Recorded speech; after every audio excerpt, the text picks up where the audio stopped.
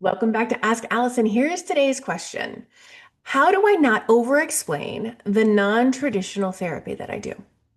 Before I answer this, I would like to thank TherapyNotes for sponsoring Ask Allison. I have talked about them for years. You know their features by heart probably by now too, but here's what really sets them apart. They genuinely care about your experience. It is not just about troubleshooting. They actively implement user suggested features like their new AI notes and their automated client payments. Everyone at Therapy Notes believes in the product and they want you to love it too. Plus, they're independently owned, which means no venture capital, no pressure to prioritize their investors over their customers. This independence allows them to keep prices fair, to focus on innovation, and to prioritize customer experience. With over 100,000 therapists already on board, they've proven you don't have to compromise success for quality. If you're ready to see for yourself, try Therapy Notes free for 2 months with code ABUNDANT at therapynotes.com.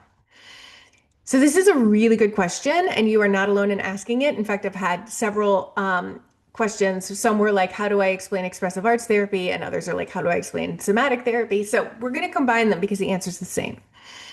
When the way your work looks different, the way you work looks different from what people picture when they hear the word therapy, it's really common to feel like you have to over explain it, defend it, justify it. Because most people still picture two people, two chairs, having a structured verbal back and forth for 50 minutes, maybe a clipboard, when they hear the word therapy. So when you're offering something outside of that, like expressive arts therapy or somatic work or any approach that isn't just talking, it can feel like you're constantly swimming upstream. So you don't actually need to convince anyone of the legitimacy of what you do. What you do need to do is help your clients recognize themselves in the way you describe their pain and their hopes. So I'm going to say that again. The way to help people get non-traditional therapy isn't to explain the modality. It is to describe their lived experience so clearly and compassionately that they feel seen. That's what builds trust. That's what makes them curious. It's what makes them say, okay, maybe this therapist understands something that I haven't been able to put in words before. Most of the non-talk therapies are really difficult to explain. They're more like something you have to experience to get. So you're giving them that opportunity. So instead of starting with things like, I use somatic interventions that integrate body-based awareness, or my work is grounded in expressive arts modalities, start with them. I'm going to give you some examples of things. Like you can say things like, you've tried talk therapy before. Maybe I helped a little, but you still felt stuck. Or you had a hard time putting words to what you're going through. You left sessions thinking, I didn't say it quite right. I didn't express myself right. Or feeling like something's still trapped in your chest. Or you're someone who feels things deeply in your body. Your anxiety isn't just a thought loop, it's tightness in your throat, it's restlessness in your legs, it's a buzzing you can't turn off. Or you're exhausted from intellectualizing everything.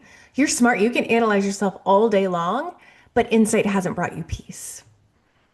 When you describe their pain in this way, when you reflect back how frustrating it is to know something's wrong, but not be able to talk your way out of it, they're going to lean in. You're validating their experience in a way that feels relieving.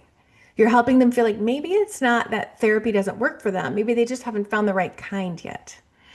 And that's when you can introduce just enough about what you do. You might say, in my work, we slow down and listen to the body because sometimes the body holds things we can't quite say. Or sometimes I'll invite you to express something through movement or art or sound, not because it needs to be pretty or perfect, but because it helps your system process in a way that words can't always reach. Or this isn't traditional therapy, and that's on purpose. It's for people who've tried traditional therapy and didn't feel it went deep enough. So notice how you're not explaining your entire modality. You're not giving a dissertation on sensory motor processing or the neurobiology of expressive arts. You are giving just enough of a window into why your approach helps them. If they're curious, they'll ask for more. And then you can go there. You can tell them how the nervous system works or why movement bypasses the defense mechanisms that language can trigger, but you don't have to lead with that. You don't have to educate your way into legitimacy. The truth is, a lot of these non-traditional approaches work because they bypass the talking brain.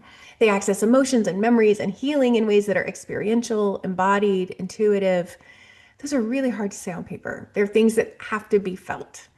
So if you've ever said, I just wish they could try it once, it would make sense, you're not wrong. The experience of this kind of therapy is what makes it click. That's why your job isn't to over explain the how of it. Your job is to show potential clients that you see them, that what you offer is a path they haven't walked yet, but one that's designed for people just like them. And that's how you draw on the right people without burning out trying to convince everyone else. Here's the other piece I want to say because I know it comes up a lot too. You don't need to appeal to every client. If someone only wants CBT or they're not open to movement or art or body-based work, that's okay. Let them pass you by. Let your messaging gently filter out the people who aren't ready or interested and pull in the ones who are quietly hoping that something different is out there. Because there are people out there who've tried everything quote unquote normal and still feel like something's missing. There are people who are scared to start therapy again because they don't want to just talk. And when you talk about their pain, their disappointment with therapy in the past, their sense of something in them that needs more than just words, you become the person who gives them a new option, a new chance. So, bottom line, you don't have to explain everything. You just have to make them feel seen, and the rest will follow. Today's free worksheet is website copy tips. It's good for all therapists, no matter how you practice, but I find it really clarifying for those who do things less traditionally to tap into the language their clients may need. You can use it for your website or just in conversations about how you work. You can DM the word sheets if you're on social right now, or you can click the link if you're listening via the podcast. If you need any support with messaging and getting clients in the door, the Abundance Party teaches you how step by step. You can message the word party and I'll send you the link. All right, have a great day.